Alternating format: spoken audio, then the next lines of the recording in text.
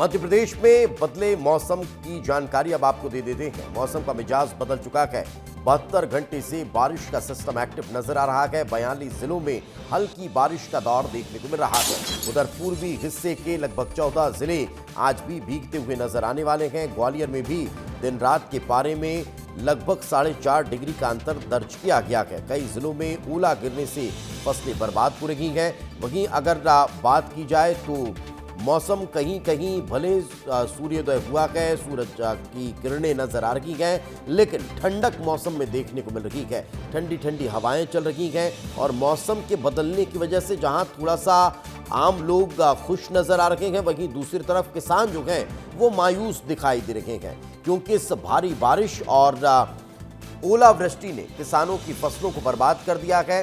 ये 4 अलग अलग तस्वीरें अब आपको दिखा देते हैं। दतिया, मैहर, ग्वालियर, सागर में मौसम का हाल बेहाल करने वाला है। क्योंकि भारी बारिश और ओलावृष्टि की वजह से किसानों की जो पकी पकाई फसलें हैं वो अब खराब होती हुई नजर आ रही है, वो बैठ चुकी हैं। अब इसके कारण किसानों को फसलों की कटाई में भी काफ़ी परेशानी का सामना करना पड़ेगा। लेकिन चलिए कुछ और रियलिटी आपको बता देते हैं, ग्राउंड पर लिए चलते हैं।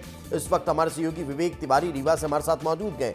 विवेक, इस बेमौसम बारिश और ओलावृष्टि की वजह से किसानों के चेहरे जो हैं वो मायूस हो चुके हैं। क्या कह रहे हैं किसान, कितना नुकसान हुआ है, कहां कहां परेशानी देखने को मिली है?